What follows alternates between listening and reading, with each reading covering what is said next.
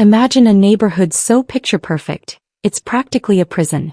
A place where the HOA president believes she has the power to destroy a family, all because of the sound of a bouncing basketball. But what happens when the mother she's targeting is a federal judge who can use her own power to destroy her in court? This is the story of Monique Harlow and her son, Damien. For years, Monique had worked tirelessly to earn a quiet life in a peaceful suburb, a place where manicured lawns and tree-lined streets promised safety and peace. The two-story White House at the end of Willow Glen Court seemed like the perfect sanctuary, the kind of place where her 8-year-old son Damien could finally just be a kid. They moved in early September, on a warm day filled with the sounds of kids on bikes and families unpacking their SUVs. Full of energy, Damien unearthed his basketball from a moving box and immediately started dribbling in the driveway.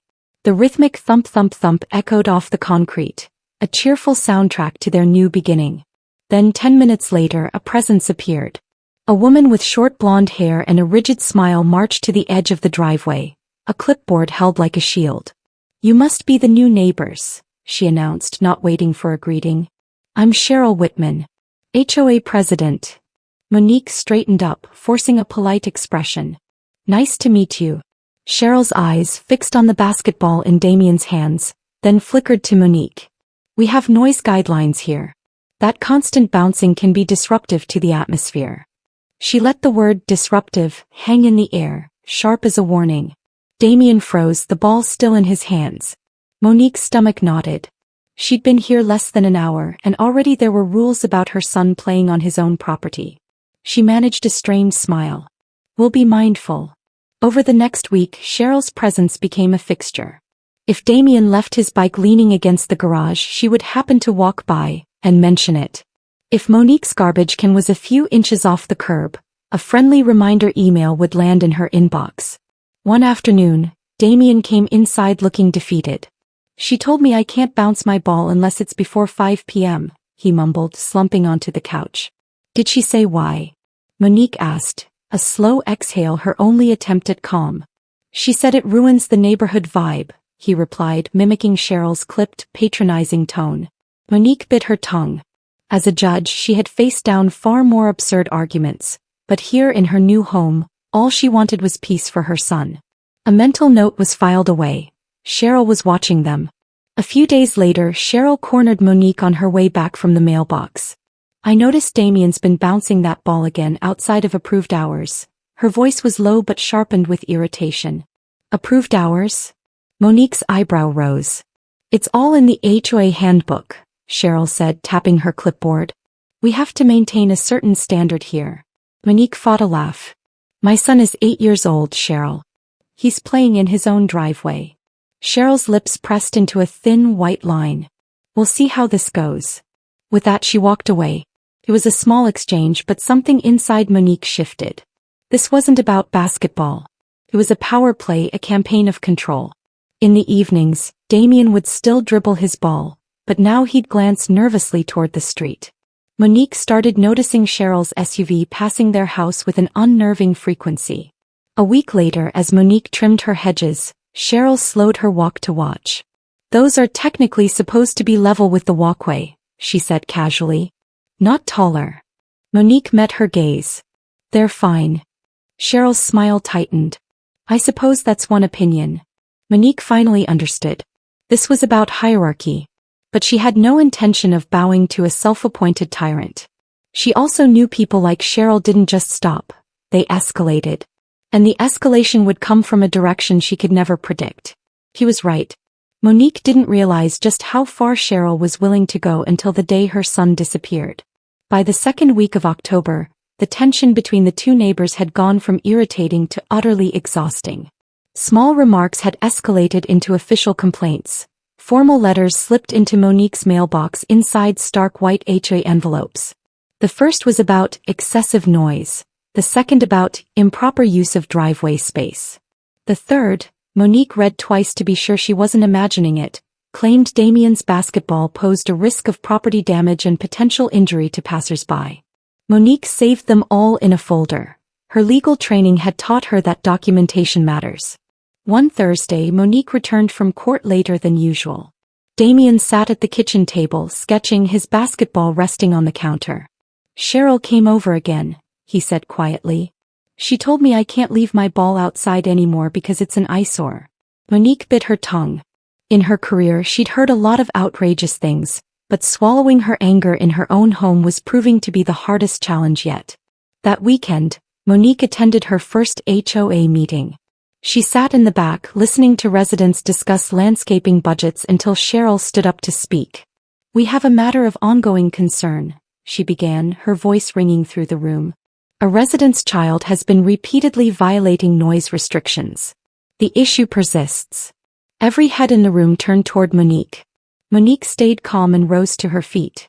"If you're referring to my son playing basketball in our own driveway, perhaps you should address me directly, rather than making it a public spectacle." Cheryl's smile was thin. "We address all community violations publicly. It's in the bylaws." "I've read the bylaws," Monique said, tilting her head. "They don't mention basketball." A low murmur rippled through the crowd. Cheryl's eyes narrowed. "It's about maintaining an environment of peace. Everyone includes children." Monique's voice was steady. "And a child playing outside in daylight is not a disruption. It's life." The meeting moved on, but Cheryl avoided Monique's gaze for the rest of the night. Monique knew what that meant. Cheryl didn't back down. In the days that followed, the small acts of vandalism began. Damien's basketball hoop was tipped over. Potted plants were moved just enough to look off balance. Monique couldn't prove it was Cheryl, but she didn't need proof to know. On Tuesday, a bright orange violation notice was taped to her door, citing the basketball hoop for obstructing community aesthetic. She crumpled the paper in her hand. Patience wasn't going to work. That night she called her friend U.S. Marshal Victor Dean. She didn't tell him everything, just that a neighbor was crossing a line. "People like that can't stand losing control," Victor advised. Monique agreed. She made a mental note to push back hard if Cheryl kept it up. But before she could even decide how to handle it, the situation escalated in a way she could never have imagined. It was a Friday afternoon, the kind of day with a sharp chill hinting at winter. Monique was finishing up paperwork in her home office when Damien called out, "Going to Liam's. Be back before dinner." She leaned back in her chair. "Text me when you get there. Don't take the long way." He grinned, grabbing his hoodie from the rack. "Got it." Liam lived just 3 blocks away. It was a safe neighborhood, the middle of the day. Nothing to worry about. An hour passed.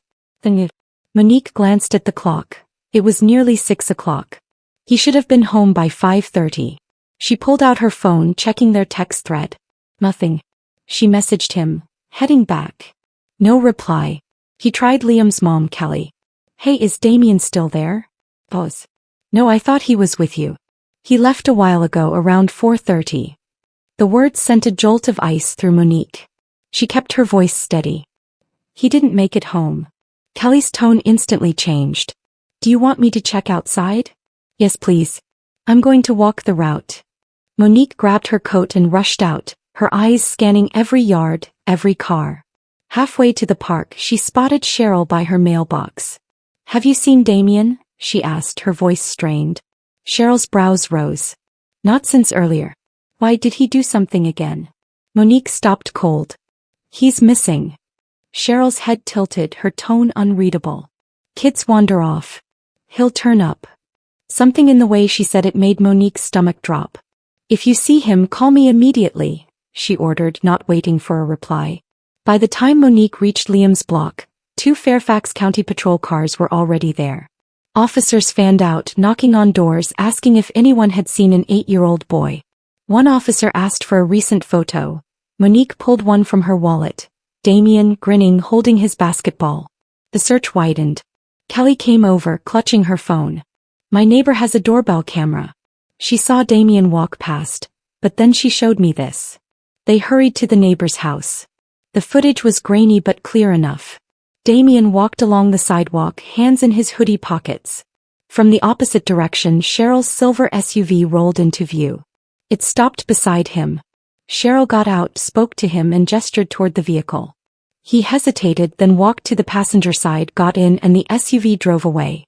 The neighbor covered her mouth. "Oh my God." Monique's hands tightened into fists. Her voice was calm, but her pulse thundered in her ears. Send that to the police right now. Within minutes, officers were at Cheryl's house. Monique stood on the curb, her adrenaline electric. Cheryl answered the door, looking almost bored. Ma'am, we need to speak with you about a missing child, an officer stated. Cheryl crossed her arms. I know exactly where he is. Monique took a step forward, her voice sharp. Where is my son? Cheryl's eyes flickered. He's fine. I just wanted to teach him some respect, and remind you that this community has rules. Every muscle in Monique's body screamed to move, but she held still. She locked eyes with Cheryl and spoke in a low voice only she could hear. You just made the biggest mistake of your life. With the doorbell footage in hand, the police urgency shifted from a search to a full-blown recovery operation. Damien entering Cheryl's SUV classified it as an abduction. Squad cars that had been circling the neighborhood now moved with purpose, their red and blue lights painting the night. Monique stood on the curb, her arms tightly folded, no longer just a panicked parent but a mother with her professional instincts fully engaged. Detective Aaron Holt arrived in an unmarked sedan. We have units on all major roads, he said. Do you know where she might take him? Monique didn't hesitate. If she's petty enough to abduct a child over HOA rules, she's petty enough to take him somewhere close to make a point. Minutes later, a patrol car pulled up and Damien stepped out, clutching his basketball. His cheeks were flushed, his eyes wide but dry. Monique dropped to one knee and pulled him close. You okay, baby? She asked softly. She said you were in trouble, he whispered into her shoulder. She told me to get in so she could explain. Cheryl, meanwhile, was being led to a cruiser. Her expression wasn't panicked, it was annoyed. This is all a misunderstanding, she said, loud enough for the gathering crowd to hear. Detective Holt stepped in. Ma'am, you're under arrest for abduction. Cheryl's eyes darted to Monique. You think you've won? People listen to me. Monique met her gaze without flinching. They're about to listen to someone else. The next morning, Detective Holt called. There's more footage you need to see, he said. At the precinct, a monitor showed a grainy video. It was from the day before, just before the abduction. Cheryl's SUV cruised past Monique's house twice, then parked down the street for several minutes, waiting. Monique's voice was low and steady. That's premeditation. Exactly, Holt said. This wasn't a snap decision. She was watching, waiting for him. Monique leaned back, her mind already in legal mode. That changes the charges. Holt gave her a pointed look. I hear you have a legal background. She held his gaze. I'm a federal judge. Officer Keegan's eyes widened. That explains the composure. Holt leaned in. This is a different ballgame now. We've contacted the U.S. Attorney's Office. She's looking at federal kidnapping charges. Monique thought of Cheryl's smug expression. Good, she said. She'll realize how serious this is soon enough. With Cheryl behind bars, the neighborhood didn't calm down. Instead, the tension thickened. Anonymous flyers started appearing in mailboxes, accusing Monique of weaponizing her position and destroying a respected community leader. Neighborhood group chats boiled over with messages defending Cheryl, framing the abduction as a simple misunderstanding. Monique read every word, wanting to know who was standing with whom. Then a new move was made. On a Thursday afternoon, Monique returned home to find a new notice taped to her door, this one in bold red letters. Notice of community infraction, accusing her of harassment of board members and disruption of community harmony. It was signed by Gregory Tate, Cheryl's vice president. Later that evening, a packed HOA meeting was called. Gregory stood at the front, oozing self-importance. One neighbor's actions have brought negative attention, police activity, and media scrutiny into our peaceful neighborhood, he began. Monique stood before he could continue. If by negative attention you mean the arrest of your HOA president for abducting a child, then yes, that happened. But it happened because she committed a crime, not because I reported it. Gregory's jaw tightened. This isn't a courtroom, Judge Harlow. This is about community standards. Community standards don't trump federal law, Monique replied evenly. And no title, HOA president or otherwise, gives anyone the right to abduct a child. A wave of murmurs and a few claps rippled through the room. You're suggesting evicting me because I pressed charges against a criminal act? She asked, her voice steady. A man in the front stood up. "Greg, you're out of line. If it had been your kid, you'd be thanking her." The meeting devolved into an uproar. As it broke up, Monique walked away with her neighbor Kelly. "You made some headway in there," Kelly said. "They just saw him try to railroad you in public." Monique nodded. "Maybe. But this isn't about winning them over. It's about making sure they know the truth before they get fed another of Cheryl's stories." The sentencing hearing came 6 weeks later. By then the media attention had quieted, but in Willow Glen Court the tension remained.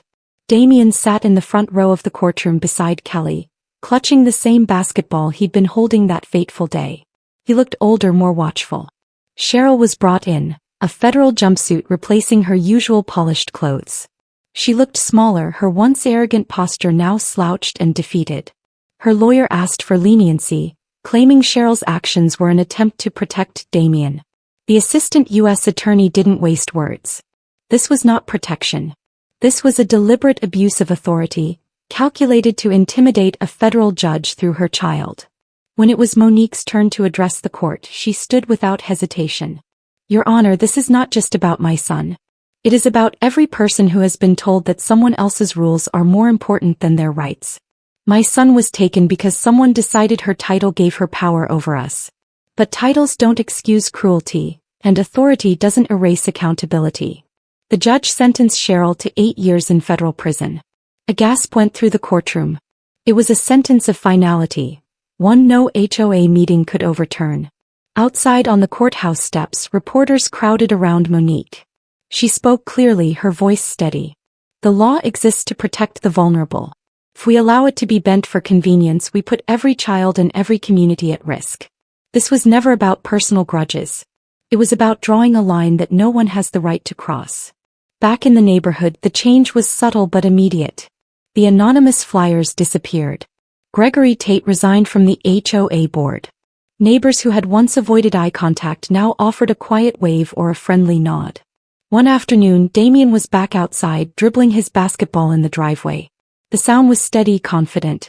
As the sun dipped below the trees, a few neighborhood kids joined him. Their laughter echoed down the street. For the first time since moving in, Monique didn't feel the weight of being watched. He walked over to Damien. "What did you learn from all this?" she asked. He paused, thinking. "That some people will try to scare you just because they can. But you can't let them." Monique smiled. "Exactly. That's true no matter how old you are." They played a few rounds of one-on-one as the porch lights began to flicker on up and down the street.